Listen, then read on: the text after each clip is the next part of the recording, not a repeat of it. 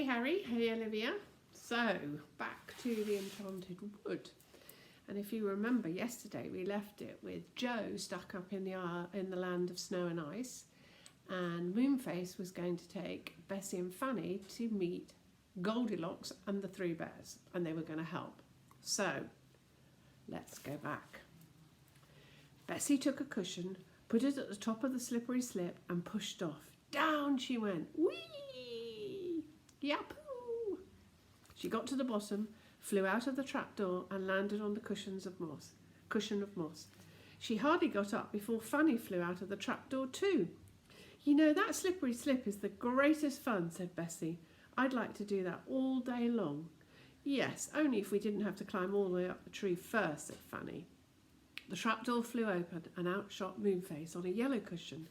He put the three cushions together, whistled to the red squirrel who looked after them, and threw them to him. Then he turned to the waiting girls. There's a train at midnight, he said. We shall have to hurry. The wood was still bright with moonlight. The three of them hurried between the trees. Suddenly, Bessie heard the chuffing of a train. And she and Fanny stopped in surprise. They saw a small train winding in and out of the trees, looking for all the world like a clockwork train made big. The engine even had a key still in its side. There was a small station near. Moonface caught hold of the girl's hands and ran to it. The train was standing quite still. The carriage had tin doors and windows which didn't open, just like those of a clockwork train. Bessie tried her hardest to open a door, but it was no use. The train whistled. It was anxious to be off. Don't you know how to get into this train? Asked Moonface with a laugh. You are sillies. You just slide the roof off. As he spoke, he pushed at the roof, and it slid off like the roof of a clockwork train's carriage.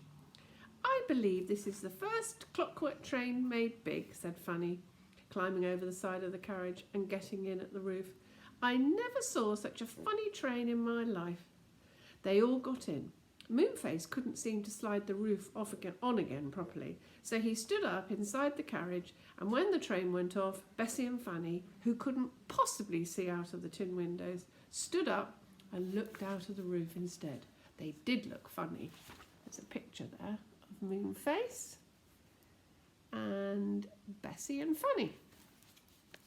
At the next station, which was called Gollywog Station, Mummy will have to tell you what gollywogs are, three gollywogs got into their carriage and stared at them hard. One was so like Bessie's own gollywog at home that she couldn't help staring back. The second station was called Crosspatch Station, and standing on the platform were three of the crossest looking old women that the girls had ever seen. One of them got into their carriage, and the three gollywogs at once got out and climbed into the next one. Move up, said the Crosspatch angrily to Moonface. He moved up. The Crosspatch was an uncomfortable person to travel with. She grumbled all the time, and her basket, which was full of prickly roses, kept bumping into poor Fanny. Here we are, sang out Moonface when they got to the next station, and the three of them got out, leaving the Crosspatch grumbling all to herself. The station was called Bear's Station. Oh, Livy-lo, Bear's Station! And there were a great many teddy bears about, some brown, some pink, some blue, and some white. When they wanted to talk to one another, they kept pressing themselves in the middle, where their growl was, and then they could talk quite well. Fanny wanted to giggle when she saw them doing this. It did look so funny. Please, could you tell me the way to the three bears' house? Moonface asked the blue teddy bear politely. The bear pressed himself in the middle and answered in a nice growly voice, Up the lane and down the lane and around the lane. Thank you, said Moonface. Sounds a bit funny to me, said Bessie doubtfully. Not at all, said Moonface, leading them up a little honeysuckle lane. Here we are, going up a lane, and now you see it goes downhill, so we're going down, and presently we'll turn a corner and go around the lane. He was right. They went up and then down, and then around, and there in front of them, tucked into a woody corner, was the dearest, prettiest little house the girl has ever seen. It was covered with pink roses from top to bottom, and its tiny windows winked in the moonlight as if they had eyes. Moonface knocked at the door. A sleepy voice cried, "Come in!" Moonface opened the door and they all went in. There was a table in front of them, and on there were 3 steaming bowls of porridge. And round it were 3 chairs, one big, one middle size, and one little. "It's the house of the 3 bears, all right," whispered Bessie excitedly. It was just like seeing a fairy story come true.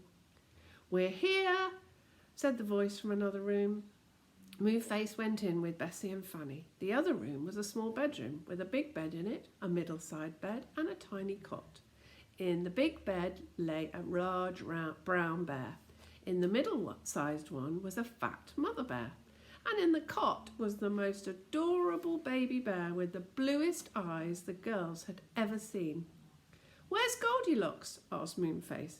"Gone shopping," said the father. "Where does she sleep when she's here?" asked Bessie, looking round. "And does she always live with you now?" "Always," said the father bear, putting his big nightcap straight. "She looks after us very well. There's a market on tonight in the Enchanted Wood, and she's gone to see if she can buy some porridge cheap.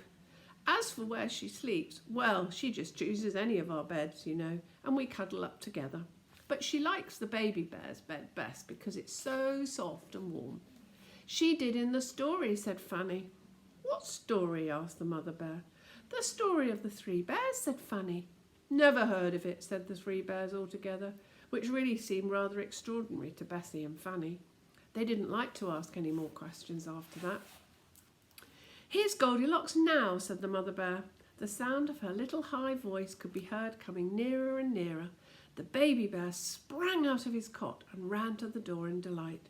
A pretty little girl with long, curling golden hair picked him up and hugged him. "Hello, darling," she said.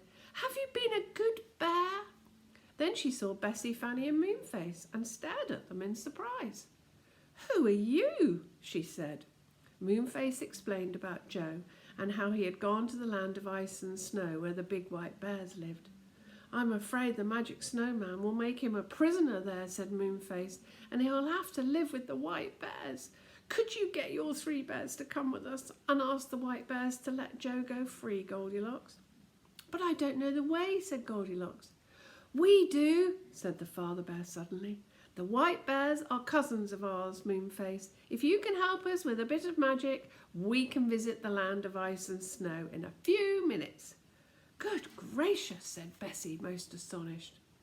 "But it's ever so far away, right at the top of the faraway tree." "That doesn't matter," said Father Bear. He took down a large jar from the mantelpiece and filled it with water. He put into it a yellow powder and stirred it with a magpie's black and white feather. Moonface put his hands into the water and began to sing a string of such strange words that Bessie and Fanny felt quite trembly. The water bubbled, it rose to the top of the jar, it overflowed and ran on the floor. It turned to ice beneath their feet. A cold wind filled the little house and everyone shivered. Then Bessie looked out of the window, and what she saw filled her with such amazement she couldn't say a word. She just pointed. Fanny looked too, and whatever do you think? Outside lay nothing but ice and snow. They were in the same land as Joe, though how this had happened neither Bessie nor Fanny could make out. "We're there," said Moonface, taking his hands out the jar and drying them on his red handkerchief. "Can you lend us any coats, bears? We shall be very cold." The mother bear handed them thick coats out of a cupboard. They put them on. The bears already had thick fur and did not need anything extra. "Now to go and find Joe," said Moonface. "Come on, bears, you've got to help." Well, we'll have to wait till tomorrow to see what happens when Joe and Bessie and Fanny and Moonface and the 3 bears try and rescue Joe from the land of ice and snow. Hope you've enjoyed the story today. Come back tomorrow for the next chapter of The Enchanted Wood. Lots of love.